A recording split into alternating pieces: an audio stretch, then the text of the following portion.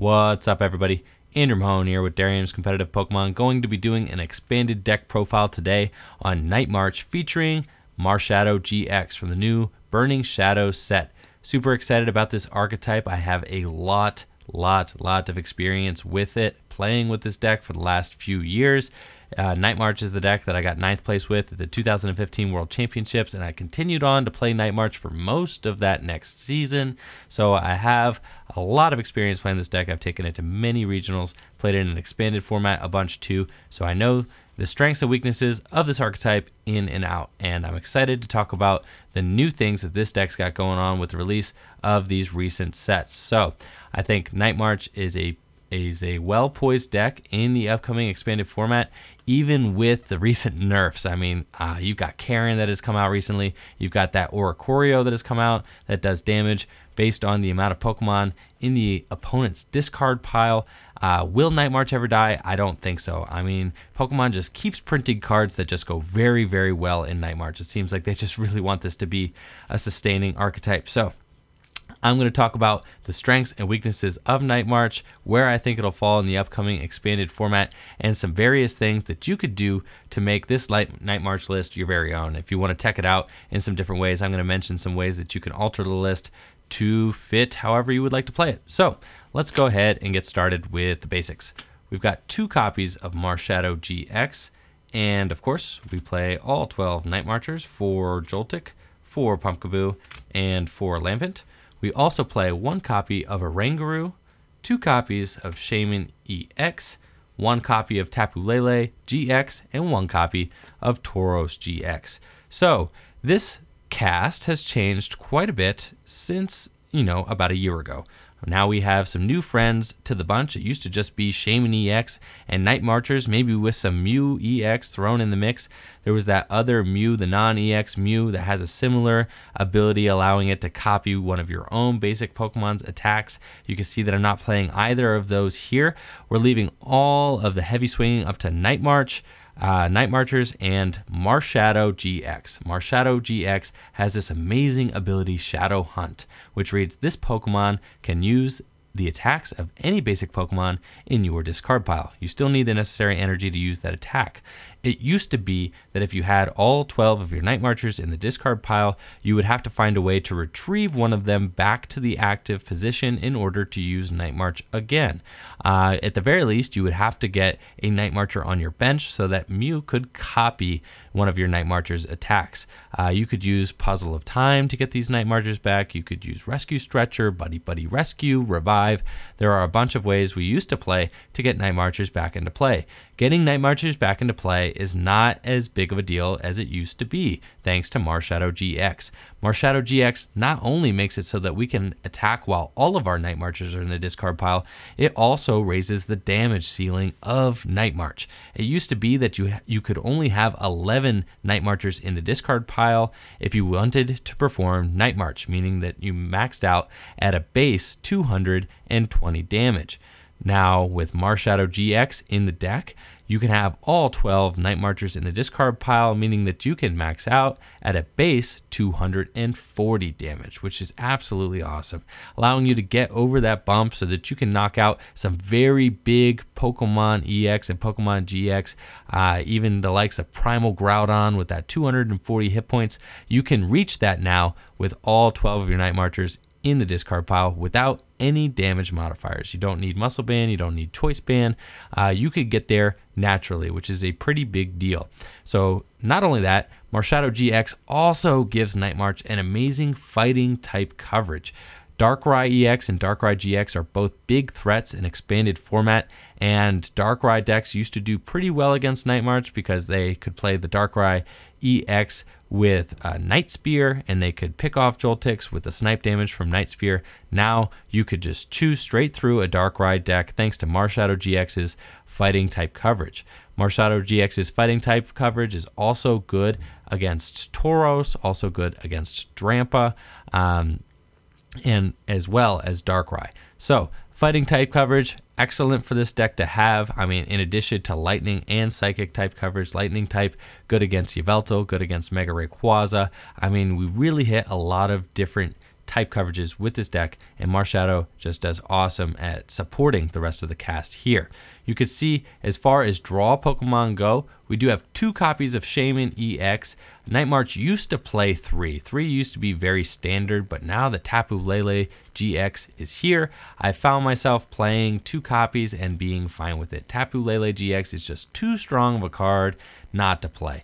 I think that just Wonder Tag, being able to search out the supporter of choice that you want when you want it, is just really everything Night March wants. It allows you to, grind through your deck on the first turn of the game, but then if you would like to go search out your N so that you can end your hand back in, maybe you don't want to Sycamore away some copies of Puzzle of Time or maybe some valuable resources you have in your hand, Tapu Lele can pump the brakes, go search out your N with ease and play N on the first turn of the game. Also great for searching out Guzma, Lysander, cards like that. So Tapu Lele GX, excellent card in this deck. Also gives you someone to attack with should your opponent use Karen. If your opponent uses Karen, you could get Tapu Lele GX in the discard pile or Tauros GX in the discard pile, and Marshadow can copy either of their attacks, for some pretty decent damage. Speaking of Tauros GX is in here, to give you some options when your opponent does play Karen. And a lot of decks are playing Karen because Night March is a pretty known quantity in expanded format. It's a pretty big threat. That would make me pretty hesitant to actually play Night March at a regional championship, even though I do love this deck. I think that Night March unfortunately has a big target on its back, and there are a lot of different ways to counter Night March. As I'd mentioned before, you have Karen, you have Oricorio. There are things the opponent can do. Those 2 cards can be thrown into any deck and will give Night March a pretty hard time. Tauros GX just gives you someone to go up with who attacks for double colorless energy, pretty beefy Pokemon. You could slap a Fighting Fury belt on it and do some damage with Horn Attack or Mad Bull GX. I really like having a GX attack in most decks if I can find the space for it, and I think that Mad Bull GX just goes pretty well here, especially since you can access it with Marshadow GX. So if you have a damaged Marshadow GX and your opponent uses Karen, you could just play 1 Battle Compressor to get Tauros back into the discard pile, and then Mad Bull GX with your Marshadow GX. I think that's a really cool interaction that you have. Also, if your opponent uses Karen and you are able to get your Tapu Lele GX back into the discard pile, you could throw another double colorless energy on your Marshadow GX and then Energy Drive for base 80 damage. If your opponent has any energy on them, you could start to put pressure on your opponent pretty early after a Karen with Tauros and Tapu Lele, even if you're not immediately able to get many Night Marchers back into the discard pile. Shaman EX, obviously great still for that setup ability, just allowing you to churn through your deck on the first turn of the game. I have found that sometimes your setup could be a little delayed if you do prize one of your Shaman. I really do like 3 Shaman in here. I just think that Tapu Lele is too strong not to play, and there is a limited amount of bench space that we do have. So I made that consolation and only played 2 copies of Shaman EX. I think that 2 is perfect. You don't usually need a 3rd copy of Shaman EX, especially with the Rangaroo in the deck, but it is a pain when one of these is prized. This card is so good for setting up and so good for getting this deck going and just churning through the deck and getting as many Night Marchers in the discard pile early as possible. Then, of course, we do have a Rangaroo, which is here for that Instruct ability. Instruct is really good in Night March since most of this deck is item dependent. This deck has a lot of burnable, playable items in it, and you could just play all your hand down very easily. So Instruct gets a lot of value very often when you're piloting this deck, especially if your opponent is ending you down to low numbers. If ending you to 1, ending you to 2, Instruct can get you the final cards you need, maybe that final Guzma or Lysander or Sycamore you need in order to close the game out. So I really like the protection of having a Rangaroo on the bench here, and I think that card just helps stitch everything together with this deck and helps keep it hitting hard throughout the course of the entire game down to the last prize. So that's it for the Pokemon. Let's move on to the supporter cards. This is pretty standard supporter breakdown that we have. We had 3 copies of Professor Juniper. I was a big fan of 4 for a while just because I didn't like getting Getsist on the first turn of the game. So you can play 4 copies of Professor Juniper if you would like. But 3 works just fine. And if you play a more item heavy version of this deck, you can even get away with 2, but I'll talk about that in a little bit. We have 1 copy of N, 2 copies of Guzma, and 1 copy of Lysander, and a Teammates.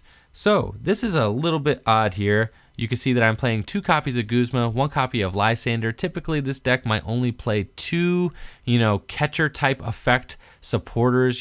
Typically it would have played 2 copies of Lysander. Some lists may opt to only play 2 copies of Guzma and maybe a Hex Maniac or something, or a 1-1 split. These are all valid options. You could really do any of these. However, I've selected to play 3 catcher effect cards because Trevenant is such a big threat in expanded format, and I've tried out some various strategies. I've tried the Giratina promo, and that didn't really work out too well. I've tried Hex Maniac, and that didn't really work out too well. Really, what I have found is that the best counter to Trevenant is being able to get it out of the active position so that you can play all of your item cards. So because of that, I've opted to play 2 copies of Guzma and 1 copy of Lysander, because when you get N to low against Trevenant, really the only thing that's going to bail your deck out is if you can Lysander up a Shaman or a Tapu Lele or a Necrozma, something that isn't Trevenant, so that you could get that engine of your deck rolling again, throw double colorless energy back into your hand or into your deck with Puzzle of Time, play more battle compressors, and so on and so forth. So in an attempt to try and hang with Trevenant Break, which is a very tough matchup for this deck, I think it's the worst matchup for this deck, I have played 3 catcher type effect cards, so that this can kind of be seen as a tech. Typically, if I was not teching for Trevenant, I would only play 1 Guzma and 1 Lysander. I like having both Guzma and Lysander in here because Guzma allows you to get Pokemon out of the active. You can get Tauros out of the active. If someone falls asleep, maybe Seismitoad uses Quaking Punch and a Hypnotoxic, and the player uses a Hypnotoxic Laser at the same time, Guzma can get your Marshadow out of the active so that another Pokemon can attack. That can be very useful. But then sometimes you only got that last Night Marcher in play, and you're just digging for the Lysander, and you don't have a free retreater on your bench because you just have your one last Night Marcher and maybe some Shamans on your bench, and you don't want a Guzma and have to promote a Shaman because you are on your last energy or your last Night Marcher, something like that. So Lysander is still very good just to be able to bring back and use to bring up a game-winning Pokemon on your opponent's bench. So I think both of these cards are good in here. You don't need to play 3, but 3 is a luxury if you are going to be expecting a lot of Trevenant Break, which I do expect. We also play 1 copy of Teammates. Teammates is probably just the bread and butter of this deck, being able to, chain double colorless energy after double colorless energy after your frail little Night Marchers get knocked out. Teammates is a perfect card also for being able to stream together Puzzle of Time, which I'm going to show off in a little bit. Puzzle of Time allows you to play 2 of them at the same time in order to retrieve 2 cards out of your discard pile. The easiest way to get 2 Puzzle of Time into your hand is with Teammates. And Puzzle of Time just goes great with this deck, allowing you to reuse your fragile resources, your limited resources. And Teammates does wonders for being able to pull off Puzzle of Time plays. Like I said, we do play 3 copies of Juniper, 1 copy of N. You really only need the 4 draw supporters in here with the amount of items that we play, the draw items that we play. I'll show those off in a minute. You could play a 2-2 split here, but I like a more aggressive draw with Professor Juniper, just being able to get those Night Marchers in the discard pile early. N is very valuable. You will notice it most of the time when you prize your N. It's a tough card to prize, but you'll draw it, you'll get it out eventually most games, and really N is just the best at the end of the game. You won't be using N typically in this deck unless you've got an awkward starting hand and need to end your resources back in, or at the very end of the game when you're trying to deny your opponent the win. Maybe if you're trying to deny them a Lysander on your Shaman, you'll be using N to try and hinder them and limit the amount of cards that they have available to them. Moving on to the items, we have 4 copies of Ultra Ball, very standard. You're going to be using those to search out your Shaman EX, your Night Marchers, your Marshadows, your Tapu Lele, everything. So we play 4. We also play 4 copies of Versus Seeker. Versus Seeker, very valuable card in this deck. We actually play, more copies of Versus Seeker than we do Professor Juniper, or any one supporter for that matter. Versus Seeker just allows you to hand select the supporters you want out of your discard pile, they're very easy to get to the discard pile because of Battle Compressor. We play 4 copies of Trainer's Mail, 4 copies of Puzzle of Time, and 4 copies of Battle Compressor. We also play 1 Computer Search, 1 Field Blower, 1 Special Charge, 1 copy of Fighting Fury Belt, 1 Float Stone, 2 copies of Dimension Valley, and a Parallel City. So let's see, I got everything fit on here. That's a lot of items. Let's talk about them. Like I said, Ultra Ball, great for getting your Pokemon out. Trainer's Mail just helps piece all these items together. Night March is a deck that tries to pull off pretty intricate card combinations. You need to pull off Puzzle of Time plays, you need to pull off Ultra Ball for Shaman plays, you need to piece things together, grab Clutch Versus Seekers when you need them in order to Lysander or Guzma or teammates for game. You need to find Dimension Valleys, you need to find Battle Compressors. Trainer's Mail just helps piece all of that together. A lot of times in this deck, you're going to need 2 card combinations in order to pull off knockouts. Maybe what you need is a Battle Compressor and a Puzzle of Time in your hand, but you only have Battle Compressor, so you might Trainer's Mail looking for the second Puzzle of Time in order to pull off the game-winning play. Trainer's Mail just helps put all these cards together so that you can get what you want when you want it. Great card, great consistency card, very fast card, and I love it in this deck, so I love playing 4 copies. Some people play 3, but I think if you play only 3 copies, then I would like to boost the consistency somewhere else. This is not a spot that I like to sacrifice as far as consistency goes. Puzzle of Time, as I'd mentioned, is just a great card for conserving resources in this deck. The card reads, you may play 2 Puzzle of Time cards at once. If you played 2 cards, put 2 cards from your discard pile into your hand. If you only played 1, look at the top 3 cards of your deck and then put them back in any order. So it's useful, really if you play 2, it's the most useful. You want to play 2. I've even seen some players play Dowsing Machine over Computer Search so that they could pull off Puzzle of Time plays easier if they happen to discard maybe 3 throughout the course of the game without really getting to use them. They could Dowsing Machine for 1 back so they could still pull off a Puzzle of Time play with 2 copies of Puzzle of Time. Puzzle of Time is just a game-winning card. It gets you the cards you want out of your discard pile so that you can reuse them.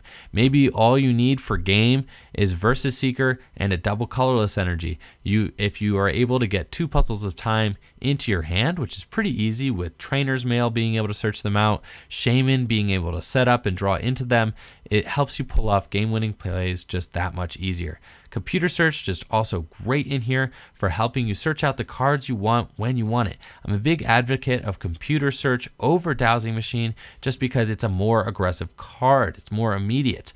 I really love being able to search out what I want and what I need, especially on the first turn of the game.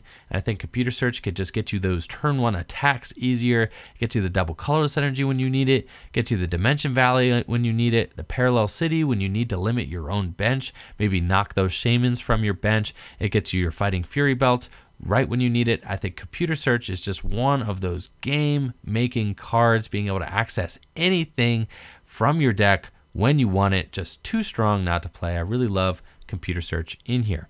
Battle Compressor, of course, goes in this deck as a 4 of. There's no compromising there. It allows you to search your deck for up to 3 cards and discard them.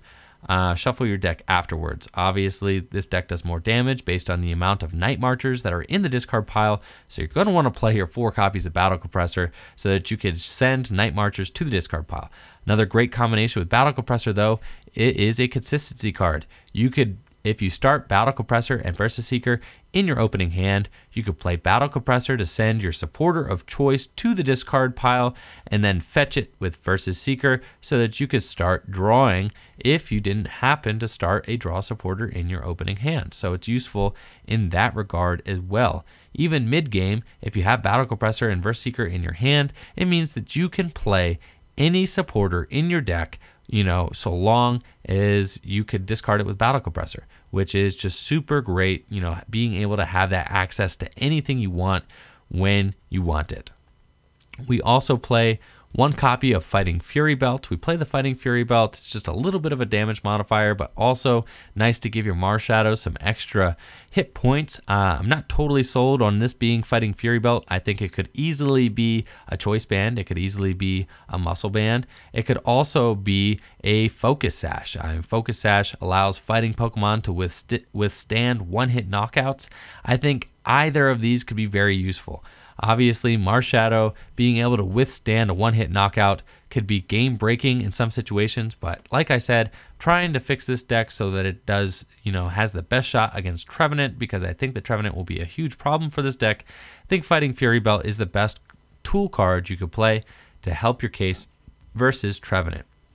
We also play one copy of Floatstone, which is really all you need in this deck. You have so many good starters. You could start with Pumpkaboo, you could start with Joltik, you could start with Marshadow. There's really not a huge chance that you're going to be starting somebody else. So one copy of Floatstone can usually get you there, because especially you can search it out with computer search, so it's pretty easy to get your hands on early. But then we also play the 2 copies of Guzma, so I'm not as worried about mobility in this deck as I used to be. Used to play 2 copies of Floatstone. I've moved to 1, especially with the introduction of Guzma. I can get behind playing these heavy Pokemon, like Tauros and Oranguru. Not too worried about retreating them, especially with Guzma in deck.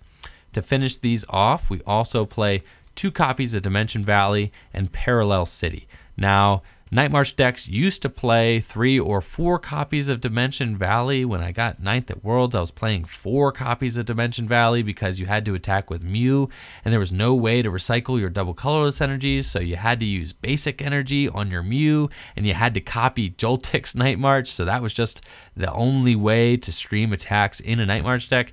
But things have changed a lot since then. Some players are not even playing any Dimension Valley in their deck. I think that you can get away with that, but my problem with not playing any copies of Dimension Valley is that then Pumpkaboo is just a bum starter, right? And I think that playing 4 copies of Pumpkaboo and having him be a bum starter really does not feel great, because then you just really can't attack with him unless your opponent plays down Dimension Valley for you. I mean, you could attach 2 double colorless to a Pumpkaboo, which I have done before, but this is not ideal. I think ideally you want to be able to attack with whoever you start, and I think 2 copies of Dimension Valley goes a long way towards allowing you to attack with Pumpkaboo at least a couple times throughout the game, should you need to. Pumpkaboo is also your ideal attacker versus a deck like Trevenant, so I think Dimension Valley just allows you to access your Pumpkaboos and not just be at the whim of your opponent whenever they feel like playing Dimension Valley down. 1 Parallel City is also very good, allows you to remove your Shaman EXs from your bench. If you put the blue side towards you, you can limit your own bench to 3, and you can just knock the liabilities, from your bench. And I think that's super great. Also allows you to discard Night Marchers. If you'd like to do more damage, you could discard some Night Marchers that are on your bench, just boosting your damage output. Now, you don't really need these stadiums in here. Like I said, you could attack with Joltik and Marshadow throughout the entire course of the game and not need any D-Valley. You don't need to play Parallel City in here. You could just play maybe a couple copies of Field Blower and call it a day. But I think it's really important to have stadiums in this deck just because Silent Lab is so bad for Night March.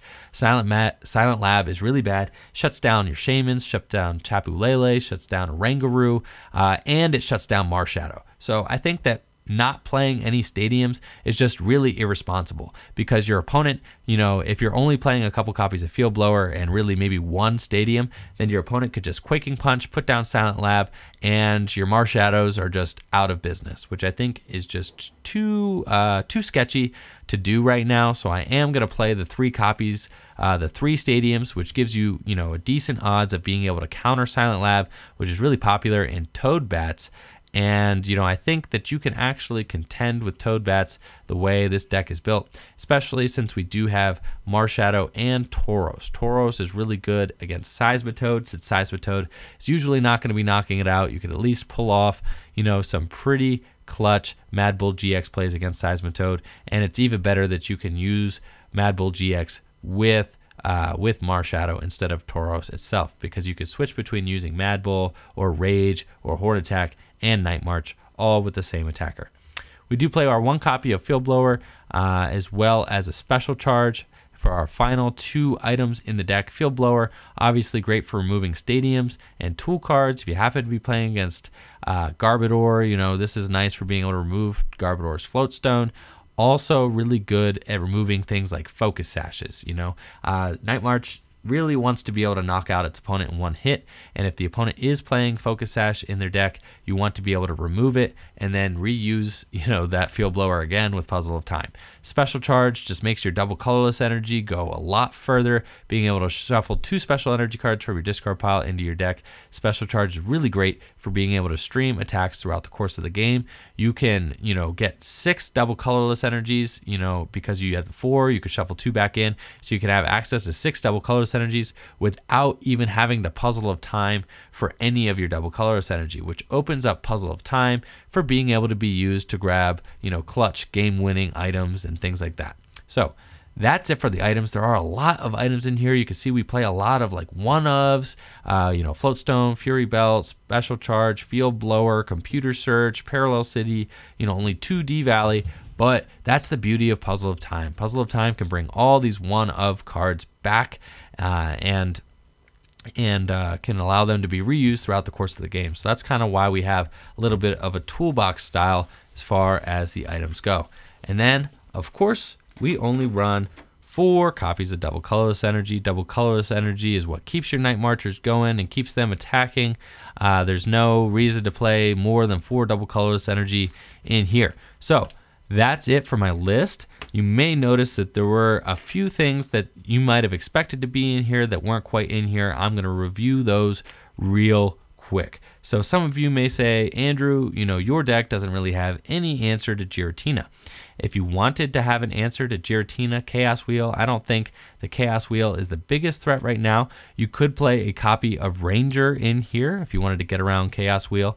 Last time I played at a regional championship, I was using the Maxie's engine, and I would Maxie that Marowak into play with that Bodyguard ability, and you could Maxie Marowak in order to attach double colorless energies, even if your opponent had used Chaos Wheel.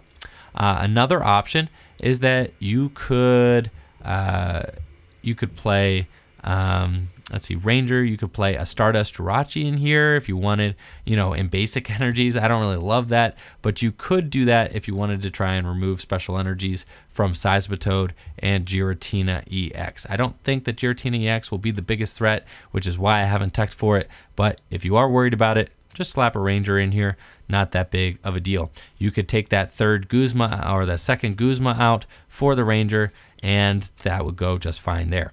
Now, if you say, Andrew, why didn't you play a Hexmaniac in here? Now, Hexmaniac's a very good card. It does go in a lot of Night March lists. You could put Hexmaniac in here instead of that 2nd Guzma, and you could just play the 1 Lysander and the 1 Guzma. I think that's like really one of the primary free spots. You could also cut the Tauros GX. He's nice to have in here. I think he's a cool option to have, but you could cut the Tauros GX for your other techs as well. So I'm going to take out the cards that I think, are pretty flexible and you could cut if you wanted to throw, some techs in here. I think that the Tauros could be cuttable. I think that that Guzma is cuttable as well, like I said, and I think this Trainer's Mail is cuttable. You can live with 3 Trainer's Mail and do just fine. So if you want to play a Hexmaniac in here, you can. I don't think it really helps versus the kind of top threats in the expanded format right now. And also my problem with Hexmaniac is that you can't play Hexmaniac and attack with Marshadow in the same turn. So that kind of bothered me a little bit, and I decided that it probably wasn't worth playing in here just because I thought its usage would be too marginal. Obviously Hexmaniac would be really good against a deck like Archie's Blastoise. You're probably going to have a bad time against Archie's Blastoise, without Hexmaniac. I have actually lost to an Archie's Blastoise deck at a regional championship before because I wasn't playing Hexmaniac, but that being said, I think that this is probably fine without Hexmaniac just because I don't like that it turns off Marshadow. And a lot of the times at the end of the game, you're going to be attacking with Marshadow because you will have tossed all your Night Marches by then, and he kind of does the heavy lifting at the end of the game. If you wanted to, you could try to play a Giratina promo in here. Giratina promo is good against Greninja, also good against Trevenant Break. I haven't found it to be the most exciting card in here yet. Obviously, it's really only there for Trevenant and Greninja. So, you could try it out, see if you like it. You could play it instead of the Guzma, instead of the Tauros, and I think that would be just fine as well. Also, some more aggressive Night March lists will play Target Whistle, and they will play Pokemon Catcher.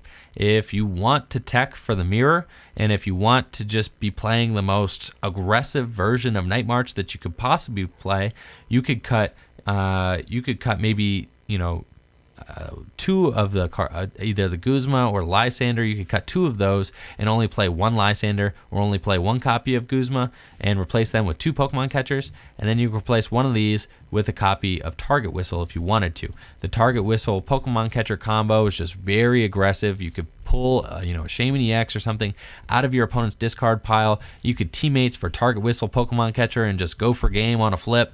I have won a lot of games that way too, and it's a pretty exciting way to play this deck. I just don't think it's the best way, to counter Trevenant. I don't think it's just the best way to play this deck right now.